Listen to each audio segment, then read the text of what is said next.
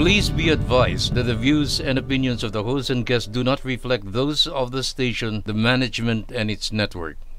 The information provided in the show does not and is not intended to constitute legal advice. Instead, all information and content in the show are for general informational purposes only. No viewer should act or refrain from acting on the basis of information provided in the show without first seeking legal advice from a proper counsel. No attorney-client relationship is created or intended to be created with the audience of the show.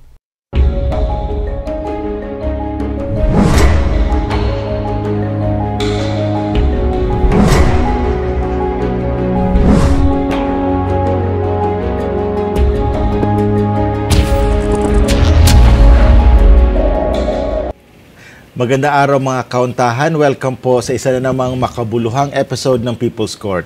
Join us for another hour of discussion tungkol sa batas. It's me again, ang inyong abogadong si Attorney Al Jumrani, at syempre pa, hindi makukumpleto ang People's Court without the one and only Judge Jing Oyenko Nolasco. Hi, Judge! Hi, Attorney Al, at hello din po sa inyo aming mga kahuntahan. Ito po muli ang inyong lingkod, si Jing Oyenko Nolasco, isang dating hukom. Welcome po sa inyong lahat to another informative and fun episode of People's Court. Bago tayo magpatuloy, Judge, napanood ba ninyo ating previous episode na pinamagatang Makataong Demolisyon? Posible ba? With Presidential Commission for the Urban Poor or PCOP Commissioner for Luzon, Attorney Andre Nicolo Tayag. Magbalik tanaw tayo at panoorin po natin ang highlights from that video or from that episode. Roll VTR. Bakit ating kinikater pa yung nagbibigay tayo ng protection sa mga tinatawag daw na squatters? Sa amin kasi sa PCUP, these people are victims of circumstances. Yes. So to borrow the words of late President Ramon Magsaysay, so that's social justice. Okay, So, social justice. social justice because those who are less in life should have more in law. Maraming salamat sa ating production team for that highlights video. At of course, maraming salamat ulit kay Commissioner Andre sa pagpapaunlak sa ating imbitasyon na mag-guest siya sa ating show. So, Attorney Al, anong takeaway mo from that episode? Thanks, Judge. Bago yung takeaways ko, magpapasalamat din ako kay Commissioner Andre for guesting in the show. Marami tayong natutunan mula sa kanya. Now, for my takeaways and paalala from that episode, gusto kong i-highlight ang constitutional basis ng humane eviction and demolition. Ito ay nakasaad sa Section 9, Article 13 ng Constitution na nagsasabi na urban or rural poor dwellers shall not be evicted nor their dwellings demolished except in accordance with law and in a just and humane manner. At dahil dyan, ipinasa ang Republic Act No. 7279 o ang Urban Development and Housing Act of 1992 na mas kilala din sa tawag na Lina Law. Ito ay para masolusyonan ang issue ng informal squatting.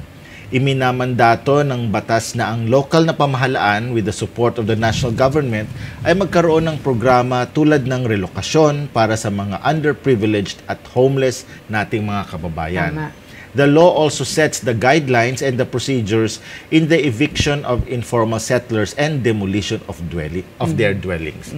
How about you, Judge? Thanks, Attorney Al, for that mentioning of the constitutional and statutory basis ng just and humane eviction and demolition. Now, in connection with that, gusto ko lang din ulitin yung sinabi ni Commissioner Andre na ang deserving ng social justice assistance ay yung mga lehitimong mga urban or rural poor dwellers or yung mga underprivileged. Sa pag-identify sa kanila, ang mga datos na hawak ng local na pamahalaan ang basihan.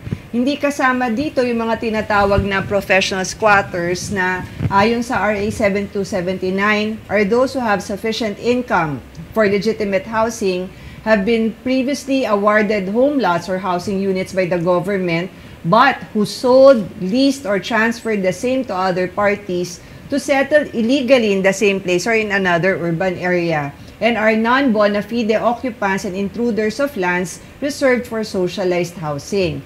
Ayon sa nasabing batas, hindi qualified for relocation or socialized housing program ang mga professional squatters. Most of all, under Section 27 of RA 7279, professional squatters or members of squatting syndicates shall be imposed the penalty of 6 years of imprisonment or a fine not less than 60,000 pesos but not more than 100,000 pesos or both at the discretion of the court. O, diba? So kaya meron palang criminal liability. Yes. Yeah, thank you for that, Judge Jing. Marami talaga tayong natutunan mula kay Commissioner Andre ng Presidential Commission for the Urban Poor. Sana nga ay ma-invite natin ulit siya sa ating show.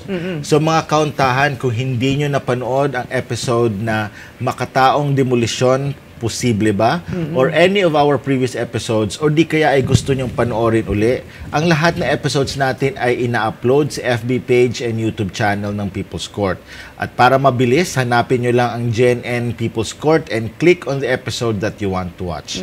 At sana po, lahat ay naka-like and follow na sa FB page and nakasubscribe na rin sa YouTube channel ng People's Court. At syempre, bukod sa panonood, please feel free to share and forward our episodes sa mga kapamilya, kaibigan at kakilala nyo na sa palagay nyo ay makikinabang sa episode na yon. Lalo na po sa mga law students, bar reviewees at miyembro ng lupon sa barangay, among others. And mga kauntahan, mas mainam na abangan at mapanood ninyo ang latest episode ng People's Court on its premiere airing on TV tuwing Sabado yan ng 7 p.m. sa One Media Network, which is the new name of GNN. May replays din po ang latest episode ng People's Court sa One Media Network buong linggo sa iba't ibang time slots kung hindi nyo naabutan ang premiere airing nito. Mapapanood nyo po ang One Media Network sa GSAT Direct TV Channel 1, sa Sky Cable Channel 73, Pacific Cable Channel 28 at sa iba pang cable provider sa iba't ibang probinsya, pati na rin sa UHF Channel 47. At hindi lang sa iba't ibang probinsya, pati sa iba't ibang hotel. Correct, di ba? Hindi lang sa iba-iba lang probinsya. yung channel Yun number, nga lang, di ba? oo. Pero meron lang kasi isang cable provider na hindi tayo carry eh. Oo, Yun. nakakainis. Yung Oo. kulay pula na yan. Oo, kaya nga, kung yung po ang inyong cable provider. Yun actually ang cable ko sa bahay. Ayun nga yun. Kaya nga, dapat magpalit ka na. Oo, correct. At, Mag-uuwi ako ng GSAT mamaya.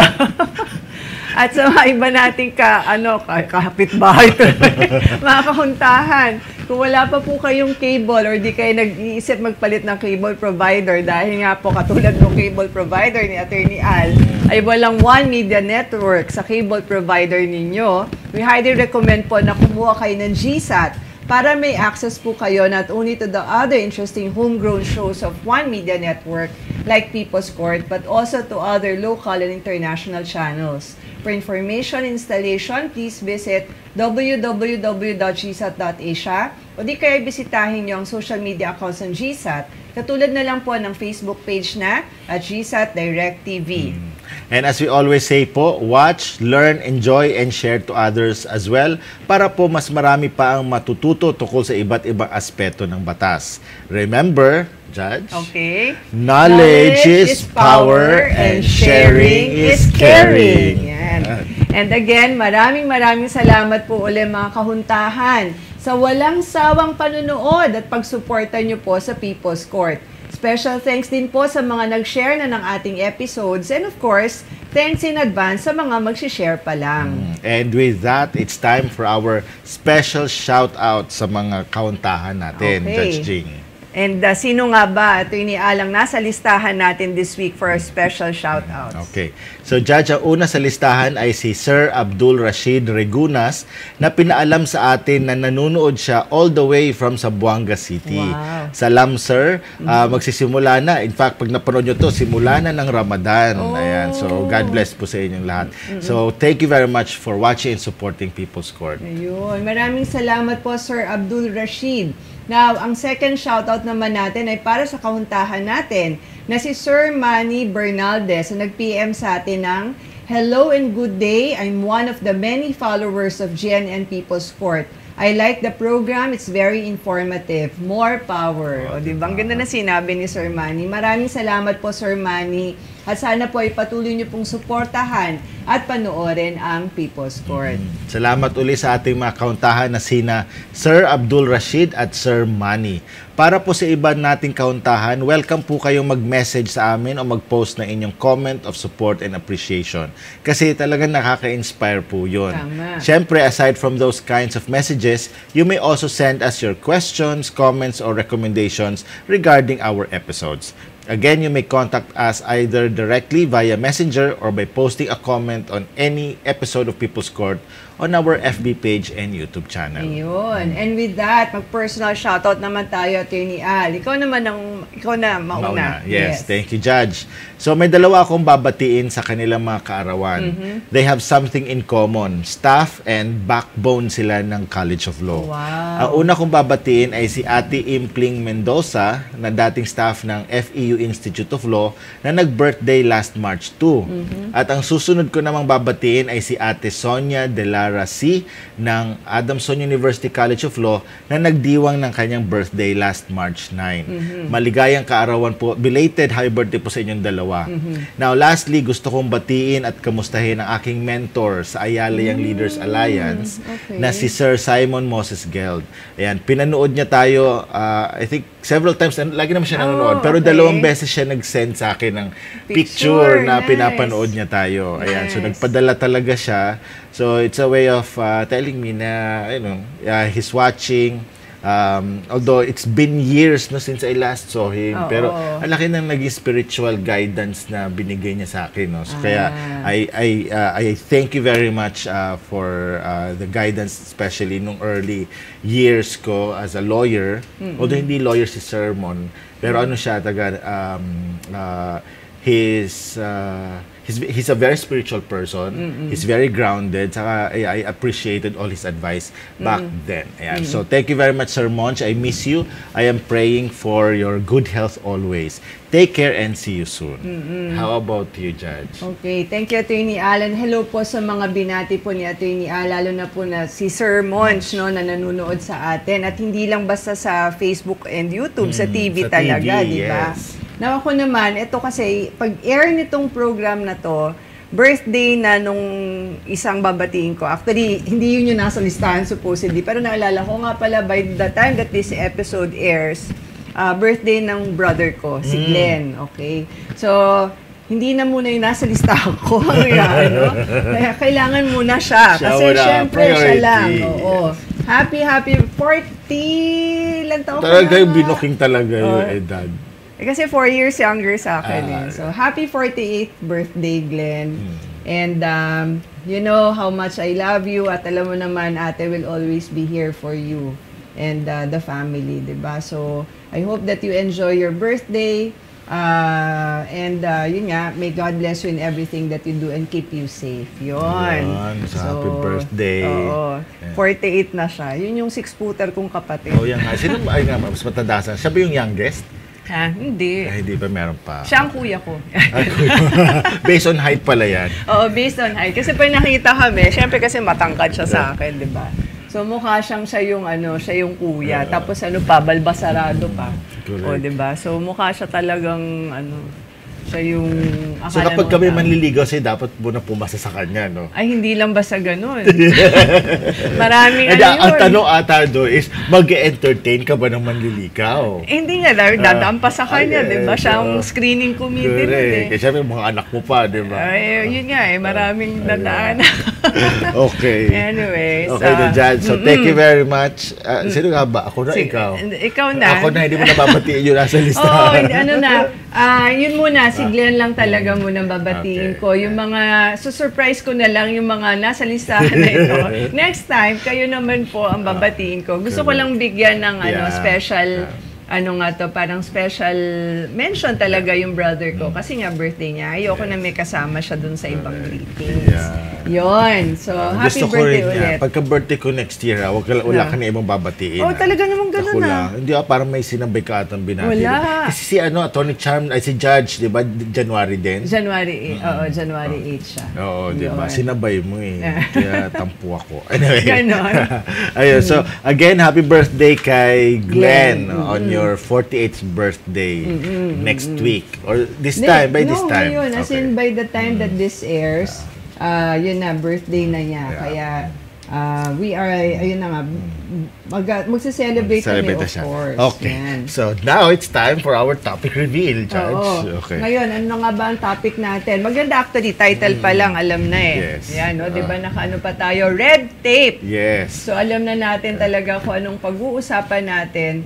At para sa ating mga kahuntahan, I'm sure marami kasing nakaka-identify or baka nakaka-relate, di pala nakaka-identify, nakaka-relate kasi doon. nakaka-experience sila nito. Yes, exactly. So, ano nga ba itong ano na to, no, itong red tape na to? Mamaya po natin 'yan pag-uusapan. Correct. At meron tayong special guest. Oo, syempre Oo, kasama correct. natin ng special guest. So, specifically, ano bang aabangan nyo? Yung mga ano nga ba may batas ba rito? Ito. Anong ba to? Anong negative aspect?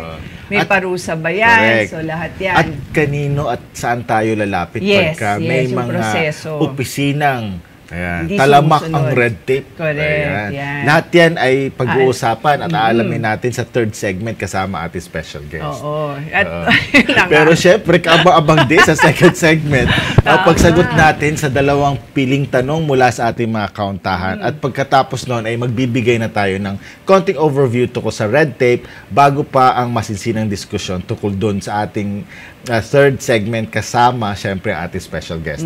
Kaya mga kauntahan, dyan lang po kayo. Magbabalik pa ang People's Court.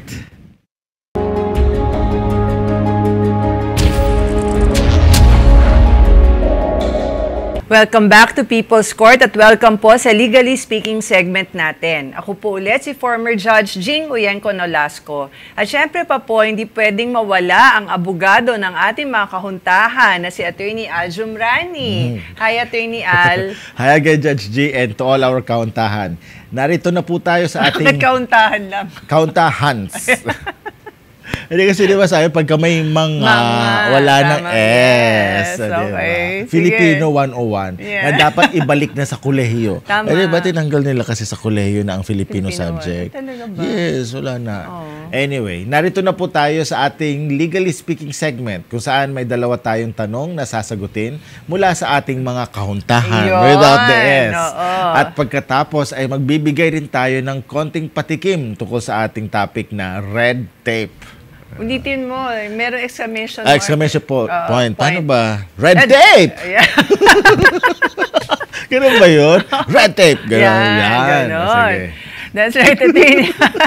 Pero natuwa ako dun sa pag-red tape. Parang may ano na May no? tili. Oo Ayan. nga eh. Now, since kanina ikaw nauna sa shoutouts, ikaw na rin ang mauna. Sa pagsagot ng tanong natin mula sa ating mga kahuntahan. Ganun pala yun. Sana pala hindi na ako nauna kanina, no? Kasi pag nauna ka pala, una ka na sa lahat. Okay. Pero why not, di ba? Oh, sige, ano. Ayan, Okay lang. anyway, ano at kanino gali ang unang tanong, Judge G? Ayan, okay. Ito ay isang hypothetical question mula sa kahuntahan natin sa Facebook na itatago natin sa alias na Rina. Paraphrase ko na lang kasi mahabang tanong niya na ipinadala niya sa atin sa Messenger. Halimbawa raw, ang isang lalaki ay nagkaroon ng 3 kinakasama. Grabe. Oo. Hindi kasal dun sa una at pangalawang partner. Itong pangatlong pinakasalan. Pero naghiwalay sila at sumama sa ibang babae itong si husband. So, pang-apat na niya to. Ngayon namatay si husband. May karapatan ba ang mga anak sa dalawang una naging partner ng asawa na kunin ang lupa at ari-arian daw? Na may follow-up question pa siya. May karapatan din daw ba si number 4 na kunin ang pensyon ng namatay? Grabe, Yun, di ba? napaka-toxic na Parang situation. masarap na bar question ito. Ganda, yes, no? So, correct. ano masasabi mo, Ayan. Attorney Al, tungkol Tapos dyan? bigyan mo pa talaga na ano yan, no, ng figures. Like, halimbawa, ito value yung- ng oo, assets, correct, ganyan. oo. Tapos magkukompute sila. Yes. Siguro marami mag-walk out. Sabi, hindi So, ko assuming entitled, Yeah. how much will the, diba? gonna share? Kaya baka marami mag-walk out, baka sabihin, hindi naman namin in-expect may math pala sa BAEX. Pero yung ngayon dadating, meron. Meron. Oo, yung computation ng penalties daw. Correct. Yun, yan. Anyway, sige. Thank you, Judge Jing, at thank you din sa pagbasa ng tanong ni Rina. So, sa sitwasyon na binigay sa atin ni Rina, namatay yung husband. Itong husband na to may mga anak sa unang mga partners. Sa ilalim ng law on succession, may parte sa mana ang mga illegitimate o non-marital children. So yung property nilang mag-asawa, ipapartition muna yon para hatiin sa pagitan nilang mag-asawa Then yung share ng late husband, ang pagkahatian naman ng surviving spouse, ng mga common children nila kung meron, at yung mga illegitimate o non-marital children ng lalaki sa unang partners niya. Ganun dapat. Kaya walang karapatan ang mga anak sa dalawang unang naging partner na suluhin ang lupa at ari-arian ng tatay nila dahil may legal wife siya. At baka nga may legitimate at marital children pa sila. Tama. Now, doon naman sa pension, hindi makukuha yun ng kirida o kabit, no? Grabe naman kapal na mukha. Joke lang. Uy, naman. Ay, ko grabe lang ang Wala lang, kakapanood ko lang kasi ng ano ba yun? Ako Legal Wife. Ni Shasha Padilla. Sa YouTube ko yun. Pero supposedly comedy yun eh. Oo, comedy. Masaya kaya It's a different take on mga ganyang kabit-kabit. Kesa naman yung kay seryoso. Ako Legal Wife. Yan. Yung kay Christine Reyes. Ano sa kanya? Basta yun. Sa TV dati na long-running show. Pero yun, masaya yung pelikulang yun eh. Mga 3 beses ko rin pinanood yun. Tapos si Jay Manalo. Yes, Jay Manalo yun. Okay, may eksena doon yung sa restaurant, di ba? Takbo siya dito. Wala kay Cherry Pie, takbo siya doon kay Rufa May Quinto, tapos biglang dumating si Shasha. Anyway, balikan natin yung sa pension na gustong kunin nung ni number 4. Well, hindi siya qualified dahil ayon sa Section 8K ng Republic Act 11199, ang pwedeng maging beneficiary lamang ay ang mga sumusunod. Una, the dependent spouse until he or she remarries. Number 2, the dependent, legitimate, legitimated, or legally adopted, and illegitimate children who shall be the primary beneficiaries, yung dalawa. Now, kung wala sila, walang asawa, at walang mga anak, then yung mga dependent parents in the absence of the primary beneficiaries. Kaya hindi po kasama si Kirida or kabit doon. Ayun. Inulit mo pa. Tapos sinabi mo nila si number 4. Yeah, si number 4. Okay. Okay, so thank you, Attorney Al, for that answer. Now, ako naman, sige, I'm ready for the second question. Ano ba at kanino ito galing? Okay, Judge. So our next hypothetical question ay galing sa ating kauntahan sa Facebook na itatago natin sa alias na Jonalyn. Okay. Ang sitwasyon niya ay, na binigay niya ay ganito. Halimbawa, may kinuha siyang bahay sa Pag-ibig na may ibang nakatira. Pwede ba raw ipalipat sa pangalan niya yung kontador ng bahay tapos ipaputol na niya yung kontador? Oh, wow. Diba? para ano to, di ba? Halimbawa, meron kang stubborn na pest dun sa bahay mo. Yeah, parang sasabi nila, smoke it out of the di ba? Putulan mo na. Ito na, putulan mo ng connection. Ano ba yung tanong? Kontador ng tubig? O kuryente? O basta kontador daw. So either. So yan ang tanong, Judge. Okay, sige. Thank you, Attorney Al. So to answer that hypothetical question, hindi po pwedeng basta gano'n na lang. Napuputulan parang iiwan na lang yung bahay. No? Oo, na parang paraan para mapabilis yung pagpapalis ng taong nakatira doon sa bahay. Yeah. Kasi may ano po yan, baka makasuhan po siya, kung sino man ang gagawa nun, ng criminal case na grave coercion at ng civil case pa na damages. No? Correct. Dapat sundin po yung tamang paraan. Una, dapat makipag-ugnayan sa Pag-ibig yung nakabili ng property na yon. Kung bakit may ibang nakatira pa doon sa nabili niyang property. Kung yung nakatira doon sa property na yun ay yung dating buyer at na-cancel ng kanyang contract with Pag-ibig, dapat mag-file ng ejectment case laban doon sa taong yon. Now, kung favorable ang decision, then ipapa-sheriff yung overseeing na tao doon para umalis. Tapos halimbawa naman ibang tao, hindi yung dating dating buyer. Oo, tapos basta na lang, kumbaga siguro nakita occupied, di ba? Tapos biglang nandun din. Ganon din yun Mag-i-ejectment ka rin. Hindi pwedeng puputulan mo na lang ng tubig, ng kontador ng tubig or kuryente yung tao. Tapos baka mahalala pa, baka ipapadlock na lang or i-board na lang. Bahala kayo, matrap kayo dyan sa loob. Sa loob. Hindi makalabas. Hindi pwede ganon. Mahirap po yun. Kumbaga, yun yung lagi nangyayari. Hindi po pwedeng you take the law into your own hands. Yung mga ganyan na lang, magbabakuran nyo na lang, ipapadlock nyo, puputulan ng kontador. Hindi po. Pagka gano'n yun nga, baka maging susceptible kayo, baka hindi lang for damages, but for grave coercion, which is a criminal case. Magandang topic yan. Next time, pag-usapan natin yan kung anong po pwede sa grave coercion. Yes. Abangan nyo po yan sa isang future episode ng People's Court. Yes. Diba? Okay. Ayan, silista na natin yung mga future topics. Yes. Well, actually, while we're at it, tanungin na natin ang ating mga kahuntahan. No? Kung meron po kayong mga suggested topics, hindi lang yung tanong, hindi kailangan meron kayong talaga i-suggest sa amin na hypothetical question. Just think about the topic and let us know para mai-line up na namin yan. Meron na nga, actually meron ng iba, yung isang inaano niya, ang nirecommend niya is tungkol sa medical malpractice. Ay, maganda yan. Oo. So yun, nag-ano lang tayo ng proper guest for that. So abangan nyo rin po yan tungkol sa medical malpractice, kay coercion, tapos yung mga ibang... Dahil inaano po namin yan talaga kasi dati, di ba, kaya tayo nag-discuss on whole departure orders kasi may nag-request din. Ganyan. Okay, so thank you very much, Judge, for that earlier answer. So mga kauntahan, kung kayo po ay may tanong din para sa amin, please let us know through private message, send to our messenger, or as a comment sa any episode on People's Court sa Facebook and YouTube. Pati sa TikTok, pwede rin po kayong mag-DM sa amin. Tama. Pero mga kahuntahan, paalala lang po uli, na kapag may aktual na kaso na po kayo or nagbabadyang maging kaso, please consult a lawyer, private man po yan or public, para siguradong maprotektahan ang inyong mga karapatan at mabigyan kayo ng tamang assistance tulad na lang ng pagpapadala ng demand letter, paggawa ng mga legal papers, pagrepresenta sa inyo sa korte at iba pa. And finally, paalala lang din po mga kauntahan na ang pag-discuss po namin na inyong mga tanong ay for legal information po, para dagdag kaalaman sa inyo mga kauntahan. Tanging legal information lang po kasi ang pwede namin ibigay at itulong sa inyo. Hindi po legal advice, legal assistance at financial assistance. At wala rin pong nabubuong attorney-client relationship sa pagitan naming mga hosts ng People's Court at ng mga kauntahan nating nagtatanong sa amin. Tama po yan. And with that, pwede na tayong magbigay ng konting overview tungkol sa topic natin today na pinamagatang red tape. Ayun. Iba-iba yung ano. Iba-iba yung gusto ko yung kanina. Red tape. Red tape?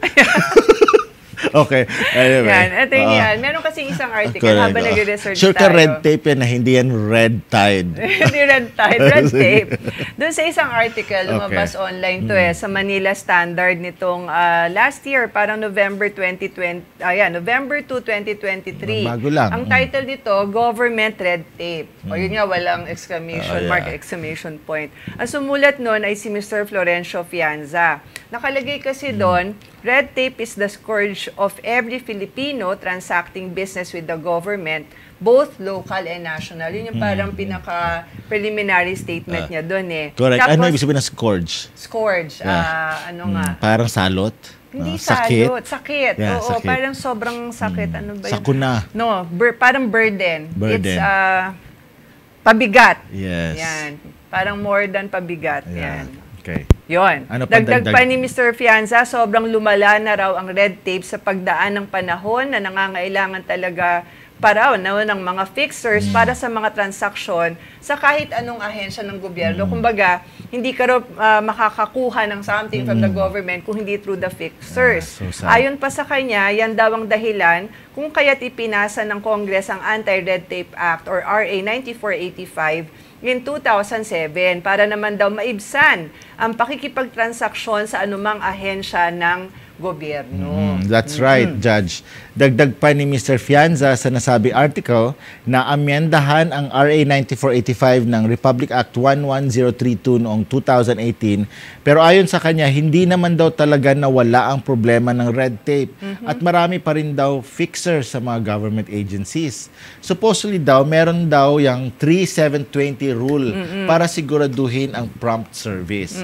Now, ano ba yung 3720 rule, Judge Jing? Ito yung sabi ni Mr. Fianza, quote-unquote, depending on the complexity of the transaction, simple transaction should only take 3 days. Okay. 7 days for a little more complicated ones and 20 days for the most complex cases. Kaya 3-7-20. Ay niya pa, kung nasunod daw sana yon, mawawala na ng tuluyan ang problema ng red tape. Yun nga lang daw, marami raw kasing mga ahensya ng gobyerno na, ito yung words na ginamit niya, unresponsive to reform. Ay, nako. Actually, Judge, marami pang sinabi si Mr. Fianza tungkol sa red tape sa nasabi article. Ang main beef niya talaga is ang hindi pagsunod di umano ng napakaraming government agencies sa mga probisyon ng anti-red tape law. Kagaya na lamang ng pagsagot dapat ng mga government agencies sa mga sulat within 15 days. Kaya nga, medyo striking ang last statements niya na in this way, no? If this is so difficult to enforce, is there still hope? So if the Director General of the Anti-Red Tape Authority has some answers, it would be nice to hear them. Oh, diba? Yun yung kanyang closing statement naman. Now, with that, kaya nga mainam na introduce na natin at tawagin na natin ang ating special guest para masagot ang katanungan na yan at maliwanagan tayo tungkol sa red tape at ano nga bang pwedeng gawin para mabawasan if not totally mawala na ito at ano nga ba yung proseso kung merong ganun, anong pwedeng gawin ng ating mga kahuntahan. I agree, Judge Jing. So our special guest, i-introduce ko na. Our special guest was appointed last year as the Anti-Red Tape Authority or ARTA Undersecretary and currently serves as the head of the Office of Deputy Director General for Legal or ODDGL, which handles the enforcement side of Republic Act 11032, otherwise known as the Ease of Doing Business and Efficient Government Service Delivery Act of 2018. Haba ng pangalan. Correct. The said office deals with inspections, investigation, and the filing of cases against violators of the Ease of Doing Business law. He obtained his BS Political Science degree at the University of the Philippines, Manila, and Bachelor of Laws degree at the Polytechnic University of the Philippines College of Law with Juris Doctor degree conferment. Ayun. And add ko lang, Attorney Al, na yun nga nabanggit mo, PUP Law. Kasi naging student ko siya doon sa PUP Law. At kahit noon pa lang, talaga napaka-diligent na ng ating special guest. Tapos napaka-humble and grounded niya talaga. And kanina, nag-usap nga kami, ganun pa rin. Kaya ako natutuwa na parang kahit USEC na siya, taasan ng posisyon niya, pero kung sino siya dati, syempre nag-improve. Pero ito sabihin yung pagiging humble and grounded, ganun pa rin. Kaya I'm very proud. So without further ado, please welcome po to the People's Court stage, USEC Genesis Jean R. Abbott. Hello, USEC Jean. Hi, USEC. Yeah. Hello, USEC. Welcome po to People's Court. And thank you for accepting our invitation. It's my pleasure po. Oo nga. Thank you very much. I'm really so proud of you, Yusek Jean. At gaya na sinabi ko kanina, kasi pagka-point yan, nakita kaming huli, November 2022, dun sa PUP. Yung conferment? 2022. November 2022. So at that time, hindi pa siya na-appoint dito. Kaya first time ko siyang na-congratulate in person. Thank you. So thank you very much ulit, Yusek Jean, for agreeing to guest in our show. Now, bago pa tayo mag-usap ng masinsinan tungkol sa topic natin today, may personal question muna kami sa iyo. Okay? Kinabahan si Yusek. Oo, ka ba? Para mas kinabahan siya doon kaysa doon sa ibang tanong natin. No? Ito simple lang naman. Yusek, kasi summer is already waving quite furiously. Ano ang summer plans mo this year? Ayun. Kasi palapit na naman ng parang summer break dahil sa malapit na Lenten season. I'd like to meditate first kasi medyo napagod ako last year. First time kong sumabak sa government and I didn't know what I was getting into.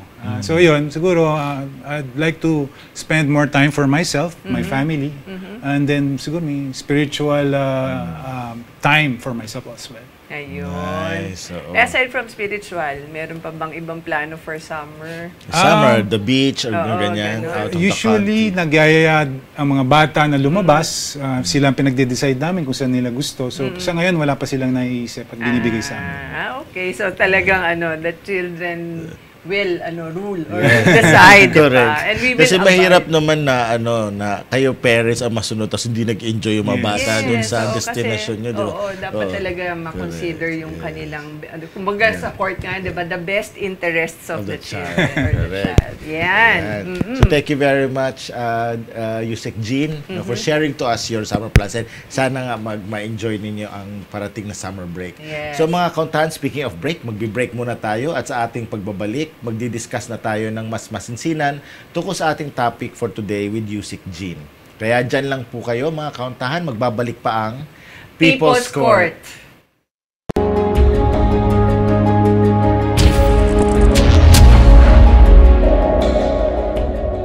Hello po uli mga kauntahan and welcome to the third segment of People's Court, ang Amicus Curiae. It's me again, Attorney Al Jumrani, at syempre pa kasama pa rin natin ang walang iba kundi si Judge Jing Oyenko Nolasco. Hi again, Judge. Hello ulit sa iyo, Attorney Al, and of course to you, Sec Jean, and sa inyong pong lahat mga kahuntahan. It's me again, Jing Oyenko Nolasco, former judge. Welcome po to our Amicus Curiae segment kung saan may special guest tayo na tinatawag nating Amicus Curiae or Friend of the Court para po mag-share ng kanyang expertise on a particular law or issue. And today we are honored to have as our special guest Yusek Genesis Jean R. Abbott. Nasanay kasi ako tawag sa kanya Jean na lang. Kaya ano-ano. O nga pala, Genesis nga pala siya. So again, welcome. Hindi pala Eugene. Genesis. Oo. Okay. Now, at para marami tayong matalakay today, Judge Jing, simulan na natin ang discussion. And as always, Attorney Al, sige, ikaw nang maunang magtanong kay Yusek Jean. Okay. Yusek Jean, are you ready? Game ka na ba? Game ka na ba? No choice daw. No choice. Sige, so ang unang tanong natin, Yusek, is ano nga ba ang tinatawag na red tape? Kasi nakakintriga sa dami ng colors, bakit red? Yes, diba? So, ano history nitong term na to? Bakit red tape ang tawag dito? Ano ang mga halimbawa nito? At ano nga ba ang hindi magandang epekto nito sa gobyerno at lipunan? Actually, Attorney Al, magandang tanong yan. Bakit nga tinatawag na red tape? Yes. Yung pag-uusapan natin ngayon. Ang history niyan, sa pagkakalam ko, ay nanggaling sa Europa noong mid-17th century yata. Wow. Galing sa Spain yung term na yon. Dahil kasi yung mga dokumento na pinapa-approve sa hari noon or yung sa mga taong nasa sa pwesto ay nakabalot sa tali na kulay red. Dinidistinguish siya dun sa tali na ordinaryo na ibang kulay, dun sa mga importante, kaya red tape. Ngayon, habang nag-evolve yung proseso. So, parang lahat na lang ng mga dokumento na pinapa-approve ay naging red tape. So, alam natin na kapag ang mga dokumento ay dumadaan sa iba-ibang mga proseso, tumatagal ito. Kaya tinawag siyang red tape dahil nga dun sa tinatawag na balot ng mga dokumento. Okay. Sa ngayon po, ang red tape ay tinatawag sa lahat ng proseso, system, o even policies na nagpapabagal or nag-i-impede sa efficient delivery ng government services. Okay. So yun yung tinatawag na nabanggit nga ni Judge kanina na scourge ng mga businesses. Yung nga sabi, tapos natanong pa ako, ano raw yung scourge in Filipino. Ayan nga. Parang pakigat di ba? Pero may parang mas malalim pa siya dun yung term na ginamit So bakit nga ba ganun? Bakit siya nako-consider na scourge sa doing business, Yusek Jean? Yes, sa sinabi ko nga, ang red tape ngayon ay tinatawag na naghihinder siya yung mga policies or processes and systems na naghihinder para yung transaksyon ng government ay mapabilis. Ngayon, dahil sa bukod dun sa pagpapabagal ng proseso ng government services, ito ay nagiging daan para magkaroon ng korupsyon. Yung kaya nagkakaroon ng mga fixers para pabilisin kunwari mga transactions. So yun yung nagiging problema. Kaya siya nagiging scourge.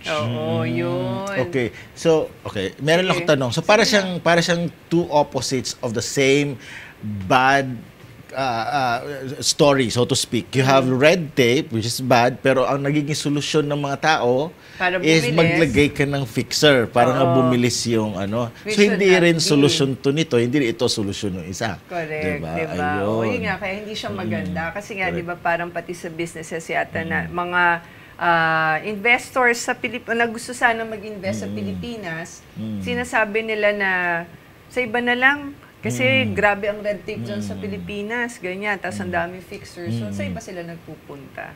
Okay, anyway, Yusek, anong pinakapangunahing batas natin sa ngayon? Although kanina nabanggit naman na rin natin to, patungkol sa pagsugpo sa red tape. In other words, pwede bang pakibigyan nyo kami ng konting overview tungkol sa salient features itong primary law natin na ang aim talaga is masugpo sana itong red tape? Yes, ang primary law natin ngayon ay tinatawag na or yung Republic Act number 11032 o yung tinatawag na Ease of Doing Business and Efficient Government Service Delivery Act of 2018. So ito ay nagmula dun sa Republic Act 9485 o yung precursor niya na Anti-Red Tape Act ng 2007. Yes. Actually, yung current batas natin, hindi lang naman yan ang batas para sa red tape or anti-red tape. Ang pinakamalaki ay ang ating Constitution. Actually, nakalagay doon na i-determine ang lahat ng causes ng red tape at kailangang ayusin ito. Mismong sa Constitution, nakapaloob ang ganitong provision. And then, meron din po ito yung dun sa Republic Act 6730, no, yung tinatawag na Code of Conduct and Ethical Standards for public officials and employees. Makikita po dun natin na sinasabi dun na bawal po ang red tape sa government. So, sa ngayon po, ang pinaka-buod o pinaka-focus po na batas laban sa red tape ay ang RA 11032. So, marami po kasing salient features ang RA 11032. So, ang ibibigay ko lang po yung mga ilan sa natatandaan ko. Yes, parang kung baga top 5, gano'n, yung Sexin. Actually, nabanggit na ni Judge kanina yun, yung provision regarding sa pagproseso ng government transaction, ng service delivery. Ito yung processing time. Nahati ito dun sa 3, 7, and 20 periods. Ang 3 para dun sa simple transactions, 7 para sa complex transactions, and 20 para sa highly technical transactions. Okay. So, yung pag-determine naman ng 3, 7, 20 ay nasa government agency na concerned. So, hindi naman po kami ang nag-i-impose kung ano yung 3, 7, and 20. Sila po magde-determine. Pero syempre po, dapat po ito ay naaayon dun sa mismong transaksyon. Hindi naman po sa natin sasabihin na magse-certify ka lang, ay 20 days yan. Oo nga, So, parang highly technical ba yun? kailangan nilang patunayan yun. Ngayon, dun po pumapasok yung isang salient feature din po ng 11032, yung tinatawag na re-engineering o yung pag-streamline ng mga government services. So dito po, ito po yung mandate ng ARTA, yung Anti-Red Tape Authority, na para po turuan o bigyan po ng tulong ang mga government agencies para re-engineer ang kanilang mga systems and processes. Para po paikliin, para yung transaction mas mabilis at syempre para po mas maganda po para sa ating publiko. Okay. Meron akong tanong, kasi marami na akong mga opisina na pupuntahan. Meron sila parang tarpaulin na nakalagay doon kung ilang days, parang siyang flowchart or ano. So is that mandated by the law na parang citizens charter or something? 'Di ba may mga citizens charter every office? Pero ito talaga merong step by step process. Tapos doon sa dulo or basta in one of those columns, nandoon yung turnaround time or processing time. So is that also pursuant to itong ease of doing business law? Yes, tama ka, Attorney Al. Actually, ang tinatawag nga doon ay citizens charter.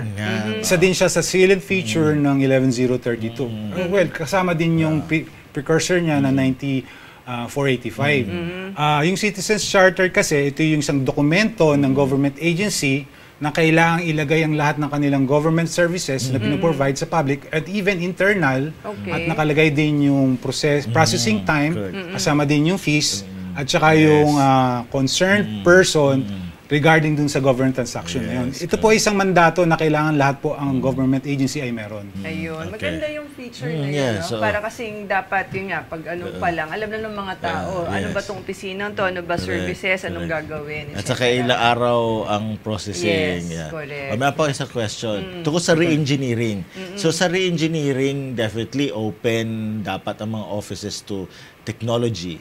So may mga labor-saving devices, mga like computers, kasi automation, ganyan. Kino-consider din ba yun, isabi sa mandato, na to help ease these government processes, i-explore natin. And if the answer is yes, hindi ba maapektuhan din ang security of tenure ng mga empleyado? Kasi baka mapalitan na sila ng robot, di ba?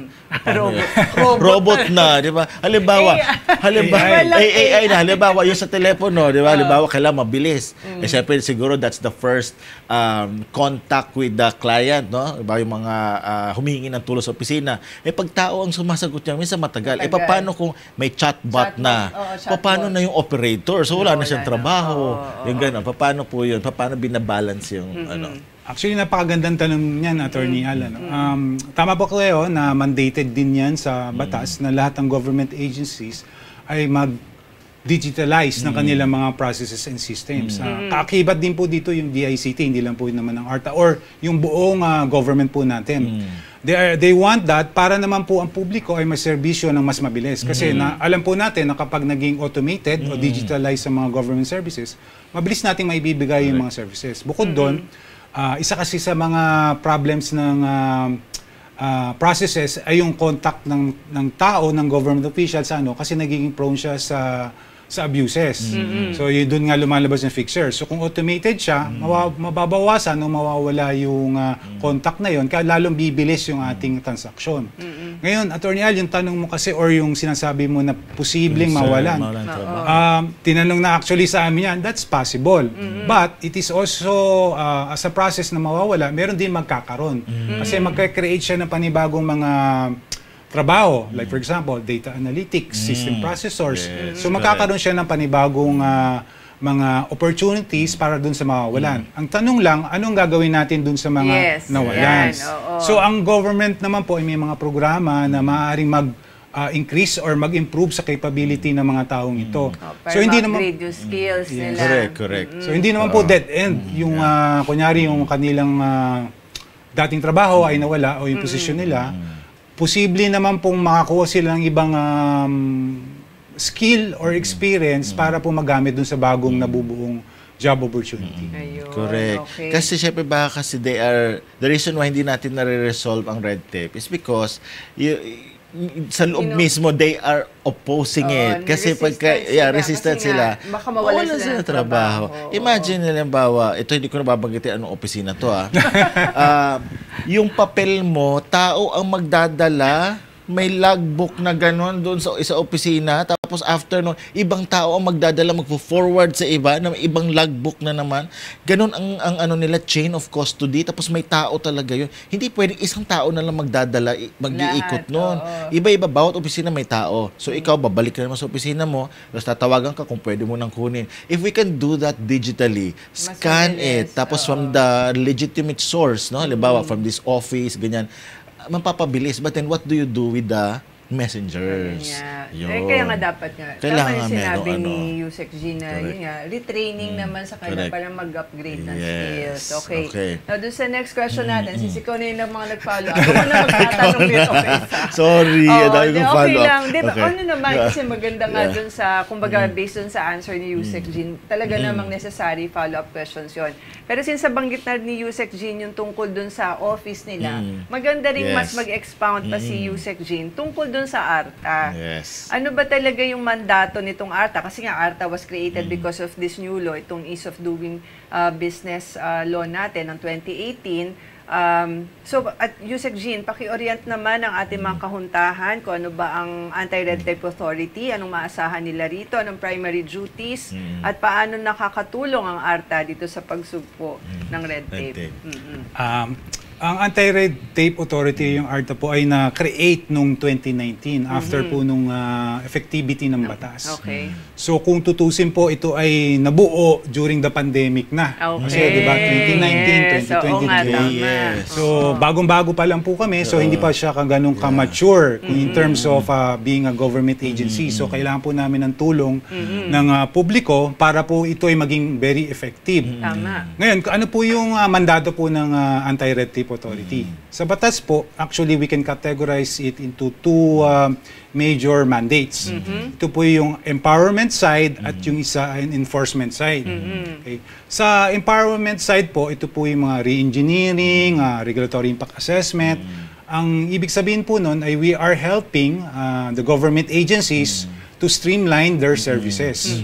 So we are giving trainings on how to do that. They are evaluating their systems, process, and even po yung kanilang policies na dapat po ay hindi na pala applicable dito sa panahon natin. Kasi we are an evolving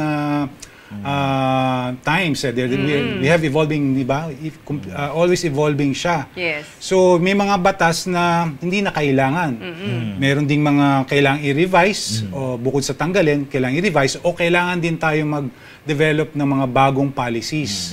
So yun po tinutulungan po namin sa kanila sa empowerment side, aside from other things. Sa enforcement side naman po, this is the one that is the stick, kumbaga sa carrot and stick. We try to enforce the processing time, tsaka iba po pong mga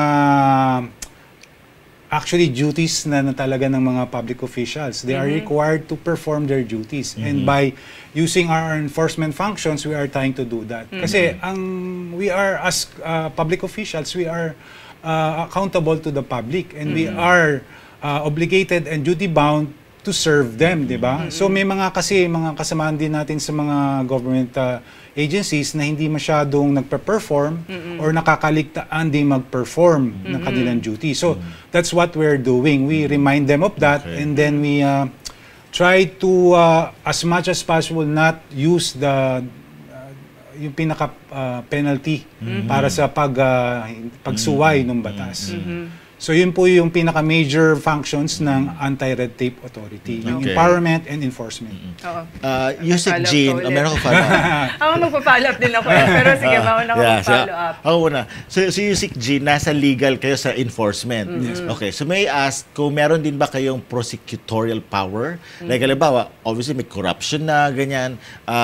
Pwede ba kayong mag-initiate din ng complaint sa ombudsman or against the erring public officer?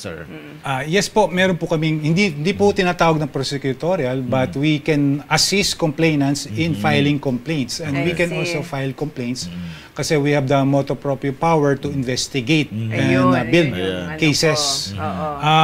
We are just an agency that build the cases against yung mga government agencies, erring government agencies and their officials to be filed sa appropriate judicial or quasi-judicial bodies. Ayun, yung sa-clarify ko sana kasi yung motu proprio authority to act. Like for example, meron kayo ma-receive na white paper, anonymous complaint. So yun, a-actionan nyo na yun. Parang titignan nyo ba kung meron talagang semblance of truth dito sa gantong ito or baka naninira lang na lang. Tama ba, Yusek? Ito po, we motu proprio, kung anonymous yung complaint, yung tawag namin, naka-receive kami ng ganong paper or kahit na nabalitaan lang din namin, kahit na actually walang paper, we investigate. Yung unang-una po namin ginagawa. Of course, part of building cases is to investigate and verify. And then, if we find enough evidence to file a case, we will do so. So hindi naman po kami basta-basta nagpa-file lang ng cases. We also try to conduct clarificatory hearings against the respondents para naman to justify yung kanilang action or kung tama naman pala yung kanilang action, exempted naman pala sila sa ginawa nila. So we implement due process in before we file the appropriate cases. Yun, tama naman yun. Meron pa isang follow-up. Sige lang. Okay. Okay. Nagkaroon ako na isang transaction with a government agency. So meron akong question na hindi masagot nung officer, ni-refer ako sa ARTA officer. Okay. So sabi ko, ARTA office, may ARTA officer na in-house ARTA officer. Pero turns out, kasi nung bumalik ulit ako, siya naman yung nakaupo doon. Sabi ko, siya yung ARTA officer na nakaraan. Bakit nandito na siya sa loob? Okay, so yun ang tanong ko. May mandato ba na magkaroon ng ARTA officer sa mga government agencies at itong mga ARTA officer na to, are they under that agency or under your office? Isa din po yung salient feature noong 11032 na magkaroon po ng Committee on Anti-Red Tape. Okay. So ito pong body na to ay part ng agency mismo, hindi po ng part ng Anti-Red Tape Authority. Although nakikipag-coordinate sila sa Anti-Red Tape Authority. Pwede po itong additional function ng mga nabuo dun sa committee or separate na unit na generate ng agency. So sila po yung first na pinupuntahan ng mga complaints para po bigyan ng pagkakataon naman sila na i-resolve yung issue. Kasi kadalasan po yung nagko-complain sa Anti-Red Tape Authority or sa ARTA, gusto lang nilang maayos yung kanilang transaction. At ayaw din naman talaga nila mag-file ng formal complaints. Kasi hassle din yun Kaya ako natawa doon sa ARTA officer, tapos siya rin doon. Oo nga, kasi siya yung nandun. Tapos bigla doon tapos, eto nung ARTA officer siya, napaka-friendly niya, napaka-warm niya sa akin. Talaga ina-assist siya, in-explain niya ako sa processes. Tapos nandito na siya. Suplado na. Hindi, kaya nga, naalala ko yung pelikula dati. yung comedy, yung kina Rufa May, yung parang yung parang siya, paro din ng sukob. Okay.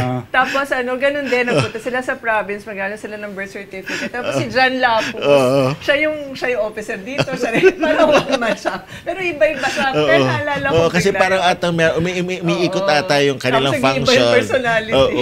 Kasi nandito na siya, masungit na, pero nandun pa siya. Yung parang siyang public assistance yung art officer doon. Ang bait-bait niya, ini-explain niya yung proseso.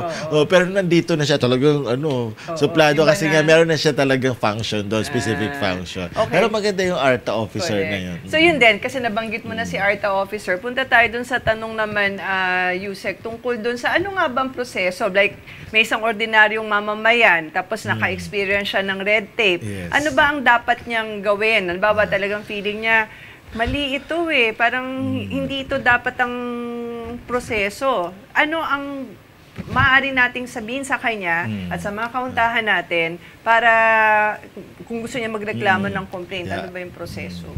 Kung ang publiko po ay nakaranas po ng red tape at sa tingin niya hindi na niya kayang ma-resolve at kailangan niya ng tulong, maaari po silang dumulog sa ARTA. Ito po sa number na 12782 o 1ARTA.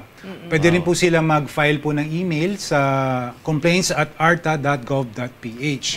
Maaari din po silang submit ng complaint actually sa aming social media. Meron din po kami sa Facebook, sa Twitter, at saka sa Instagram. Okay. So marami palang parang avenues for this na. So once na napunta na yan sa inyo, naka-receive kayo ng gantong complaints, yun na i-investigate nyo na. Tama ba, Yusek? Depende po yan. Nakalimutan ko pa palang ibanggit na pwede din po sila magpunta sa aming opisina sa Visayas Avenue. Located po siya sa NFA building ng Quezon City. Ayun. Ang tukol po dun sa proseso, para lang din po maliwanagan ng publiko, meron po kami tinatawag na dalawang klase ng complaint. Ito po yung initial at saka yung formal complaint. Yung initial po, ito po yung stage na nagkakaroon pa po ng mediation na pwede pong ayusin at the stage nung Committee on Anti-Red Tape ng government agency. Okay. Ang formal complaint naman po, ito po yung stage na kumbaga meron ng complaint affidavit at saka nagka-case build-up na. Okay. So ito po yung medyo legal na aspeto. Yung sa aspeto naman ng initial complaints, ito po yung may leeway po tayo na ayusin siya sa level na kaya ng agency. So kung hindi na lang po kaya talaga ng government agency, ng Committee on Anti-Red Tape nila, saka po yan iakyat kung gusto po nung complainant. I see. Ngayon po, meron din nga po tinatawag tayong motu proprio investigations, yung sinatawag na anonymous complaint, na hindi na dumadaan sa initial complaints. Sinisimulan naman namin ang investigation para doon. At kapag nga merong sufficient na evidence, tumutuloy na siya sa formal complaint. I see. Okay. Meron tayong hotline na 888 ba yun? 8? Ano yan? Yung general hotline. Pwede rin nilang i-refer sa inyo yan. Halimbawa, ang unang natawagan is the 888, pero it's supposed to be sa red tape under your jurisdiction. Nakakarating din sa inyo yon. Hindi naman siya under our jurisdiction, pero meron kasi kaming agreement or memorandum of agreement sa 8888 Complaints Citizen Center. Ito po ay under din po sa Office of the President. Kaya po inisip namin na para pa mabilis din yung transaction, nag-create kami nag-execute kami ng Memorandum of Agreement para mapabilis yung pag-resolve dun sa complaint ng mga citizens. So pwede rin silang tumawag sa 888 at kapag hindi nag-respond ng agency, ibabata po sa amin para po namin i-resolve ba. I see. Okay. So, since medyo na tayo sa time, last question tayo, yung number 6, Attorney Al, ikaw nang magtanong. Ayan, ito na. Para malaman din na ating mga government officials, no? Especially sa mga nanonood. Ito importante ito kasi. Ayan na nga. Kailangan alam nila. Kasi tol, nabanggit nyo rin po kanina na ito na meron pong penalties under the ARTA law. So ano po ba ang kaparusahan sa mga government officials at employees na hindi sumusunod sa Republic Act 11032? Apo, specific sa Republic Act 11032, yung Section 21, yung violations ng red tape.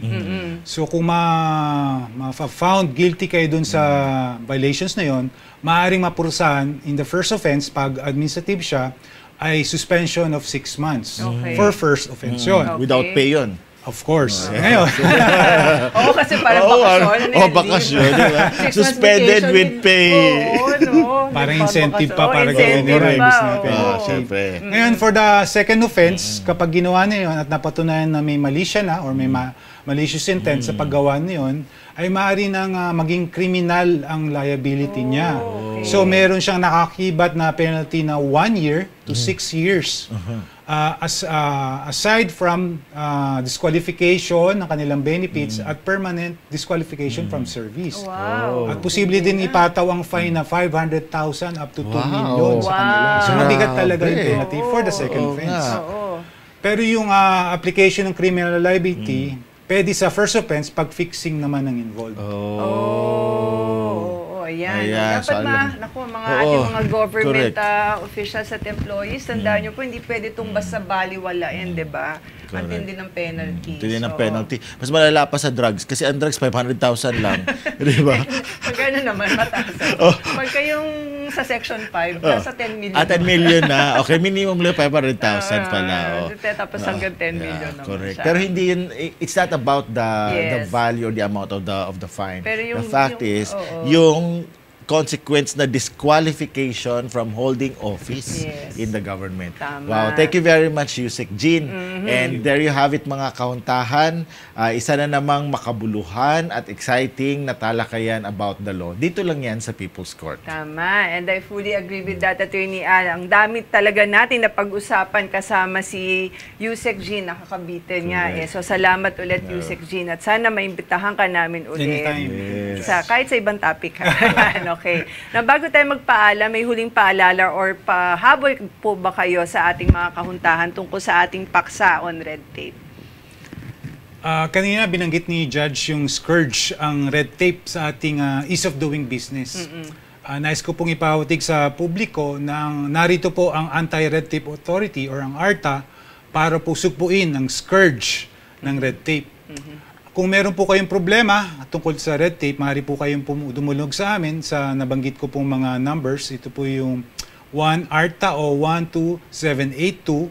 Sa email naman po ay complaints@arta.gov.ph or pumunta po kayo sa aming tanggapan sa 4th and 5th floor ng NFA building sa Visayas Avenue, Quezon City. Ayun.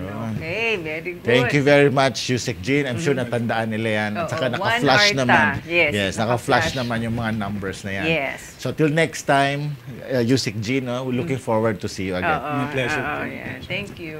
So mga kauntahan, ako po muli si Attorney Al Jumrani. Maraming salamat and see you next time. Love, love, love. Ako po muli. Meron pang ganun Yes. love, love, love. At ako po muli si former Judge Jing Uyenko Nolasco. Kung love, love, love ka, ako heart, heart, heart. O, diba? Samahan niyo po kami uli sa next episode natin dito sa show natin na For the People, By the People, Of the People. This is the People's Court.